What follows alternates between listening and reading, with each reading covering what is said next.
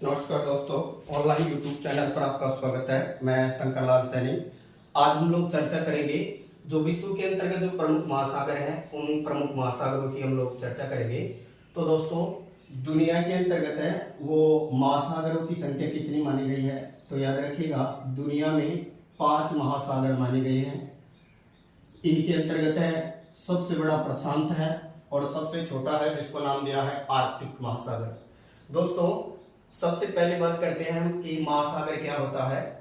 तो एक विशाल जल राशि जिसका जल न नापा जा सकता है न तोला जा सकता है, उसे क्या कहा जाता है? महासागर। विश्व के अंतर्गत टोटल महासागरों की संख्या 5 है। अगर हम इन 5 महासागरों को अवरोही क्रम में याद रखें इनको, क्योंकि इनको आरोही और अवरोही दोनों क्रम में पूछा जाता है, तो अवरोही क्रम में याद रखेंगे इनको। तो कैसे याद रखेंगे? तो हम यहाँ एक शॉर्ट ट्रिक याद ले सकते हैं और शॉर्ट ट्रिक से याद रख सकते हैं। ट्रिक है इसका, प्रशांत अटल है हिंदुस्तान के लिए आंटी ने आकर कहा। प्रशांत अटल है हिंदुस्तान के लिए आंटी ने आकर कहा।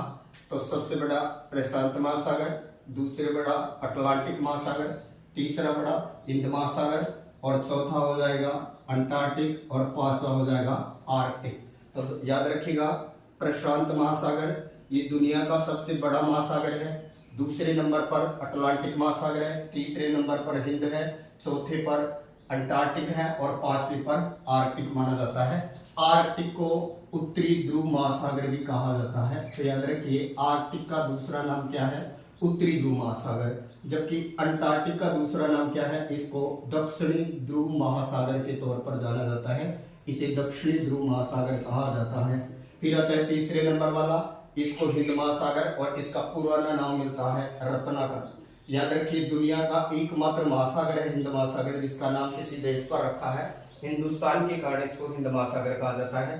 फिर इससे बड़ा है वो है अटलांटिक और सबसे बड़ा है प्रशांत। दोस्तों, अगर अवरोही क्रम में पूछे तो पहले प्रशांत, फिर अटलांटिक, फिर हिंद महासागर, फिर दक्षिणी ध्रुव और फिर उत्तरी ध्रुव। लेकिन अगर आरोही क्रम में पूछे तो इधर से स्टार्ट कर दो, उत्तरी ध्रुव, दक्षिणी ध्रुव, हिंद महासागर, अटलांटिक और प्रशांत। अब ध्यान दो, प्रशांत महासागर की आकृति त्रिभुजाकार है।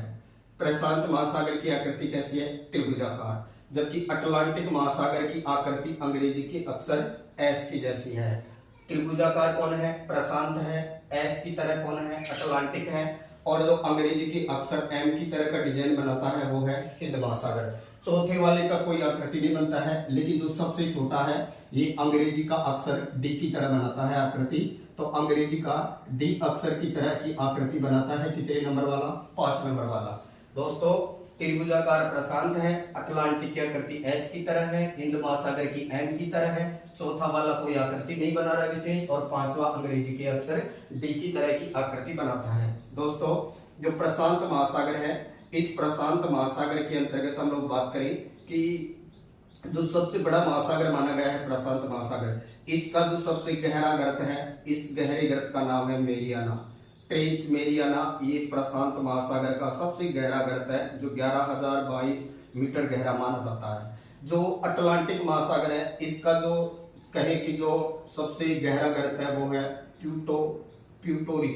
प्यूटोरिको प्रशांत किसका है? अटलांटिक महासागर का सबसे गहरा है। जबकि प्रशांत का कौन है? मेरियाना। और सुंडा गर्त जो है वो हिंद महासागर का सबसे गहरा गर्त माना जाता है। दोस्तों, तो याद रखिएगा हिंद महासागर का सबसे गहरा गर्त सुंडा है, अटलांटिक का सबसे गहरा गर्त प्यूटोरिको है, और दुनिया का और प्रशांत का या विश्व का सबसे गहरा है वो है मेरियाना ग्रंथ, जिसे ट्रेंच मेरियाना के तौर पर जाना जाता है। ये फिलीपींस के पास में पड़ता है और ये लगभग 11,022 मीटर के करीबन गहरा है। दोस्तों, जो प्रशांत महासागर है ये 16.5 करोड़ वर्ग किलोमीटर में फैला है, जबकि इसका आधा है वो अटलांटिक है। अटलांटिक 8.29 करोड़ वर्ग किलोमीटर में फैला है। जबकि बात करें हिंद महासागर की तो ये 7.29 वर्ग किलोमीटर के अंतर्गत फैला है, करोड़ वर्ग किलोमीटर में फैला है।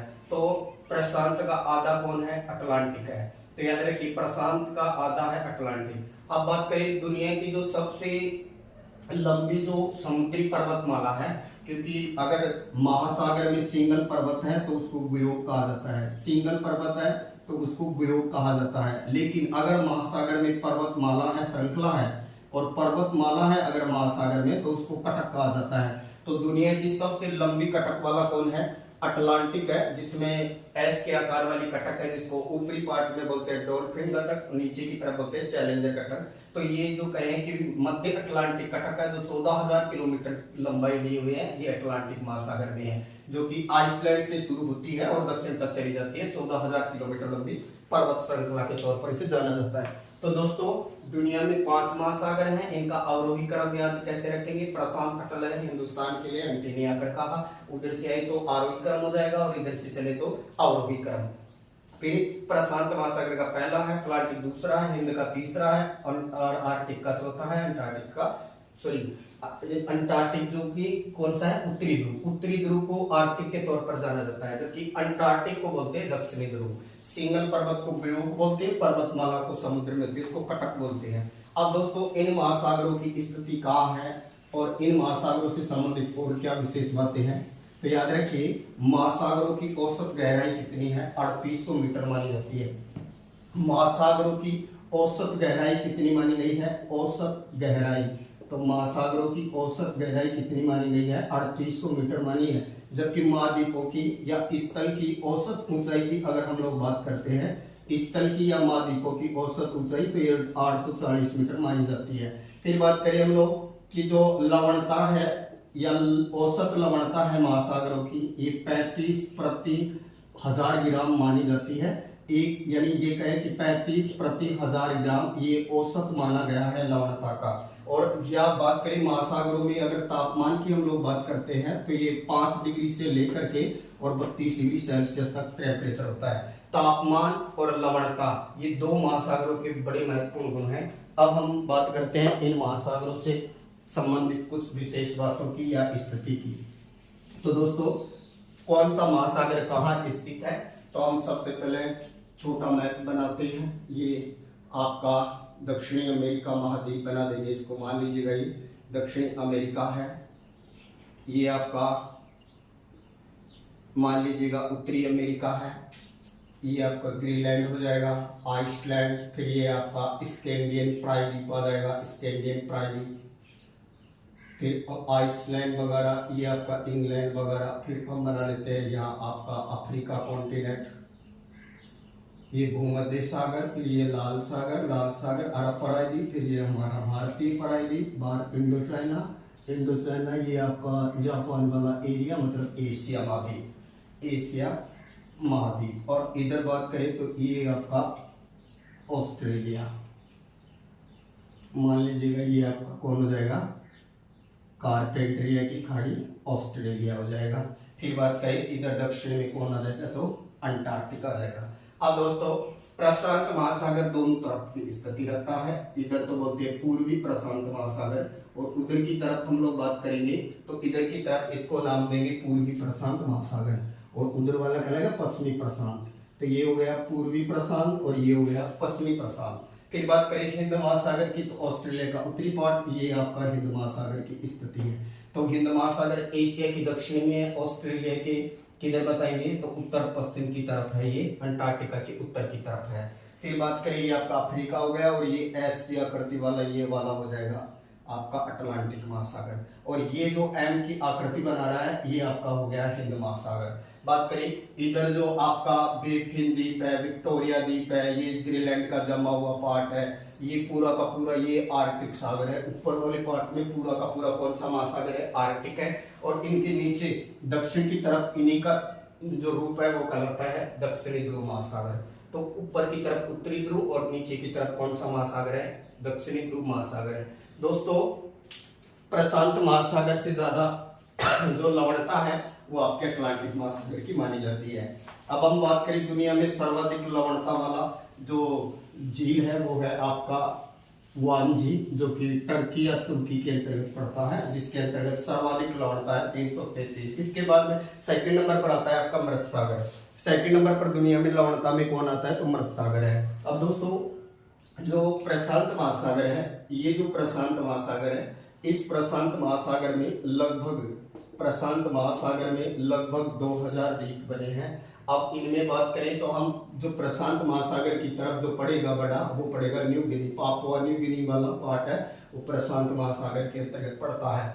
जबकि दुनिया का जो सबसे बड़ा द्वीप है जिसका नाम ही ग्रीनलैंड है, ये ग्रीनलैंड है भौगोलिक रूप से उत्तरी अमेरिका महाद्वीप के अंतर्गत पड़ता है। भौगोलिक रूप से ये उत्तरी अमेरिका में पड़ता है, जबकि ग्रीनलैंड पर राजनीतिक रूप से जो कब्जा है वो यूरोप का एक देश है जिसका नाम क्या है, डेनमार्क है। तो ये जो न्यू गिनी है, न्यू गिनी ऑस्ट्रेलिया के अंतर्गत आता है, प्रशांत महासागर में स्थित है ये भी। फिर बात करें हम लोग कि जो हिंद महासागर है, हिंद महासागर में सबसे बड़ा द्वीप कौन है, तो हिंद महासागर में सबसे बड़ा द्वीप जो माना गया है वो है मेडागास्कर। हिंद महासागर में सबसे बड़ा द्वीप कौन है, तो याद रखिएगा मेडागास्कर है, जो कि अफ्रीका महाद्वीप का सबसे बड़ा द्वीप भी माना जाता है। जैसे एशिया का बोर्नियो है वो सबसे बड़ा द्वीप माना जाता है। ऑस्ट्रेलिया का कौन माना गया है, तो ऑस्ट्रेलिया का न्यू गिनी माना गया है। और दुनिया का सबसे बड़ा कौन माना है, ग्रीनलैंड। प्रशांत महासागर में जो न्यू फाउंडलैंड है ग्रीनलैंड के दक्षिण में, ग्रीनलैंड के दक्षिण में प्रशांत महासागर के अंतर्गत जो न्यू फाउंडलैंड वाला जो पार्ट है, इस न्यू फाउंडलैंड वाले पार्ट के अंतर्गत है। ये कहें कि दुनिया, ये आपका मान लीजिए ग्रीनलैंड है, और ये जो ग्रीनलैंड के दक्षिण में यहाँ, तो यहाँ से आपकी गल्फ स्ट्रीम की धारा, ऊपर से लैब्राडोर की धारा दोनों मिलती है न्यू फाउंडलैंड के पास में। तो ये मछली पकड़ने की आदर्श स्थिति बनती है, यहाँ डोगर बैंक बनता है। और ये कहें कि प्लेक्टिन जो घास होती है बड़ी मात्रा में होती है जिसको मछली चाव से खाती है। तो मछली पालन के लिए ये जाना जाता है। यहाँ गर्म और ठंडी दो धाराओं का मिलन होता है। गर्म है मैक्सिको की धारा या खाड़ी की धारा या गल्फ स्ट्रीम की धारा, और ऊपर की तरफ दूरों से आ रही है लैब्राडोर की धारा, और ये दोनों ग्रीनलैंड के दक्षिण में न्यू फाउंडलैंड के पास में आपस में मिल जाती है। ऐसे ही दोस्तों जो ये कहें कि ये जो प्रशांत महासागर है दुनिया का सबसे बड़ा महासागर है, और इसका आधा है वो है अटलांटिक महासागर। से इस महासागरों से संबंधित जो धाराएं हैं उनकी चर्चा करेंगे हम कल। थैंक यू दोस्तों।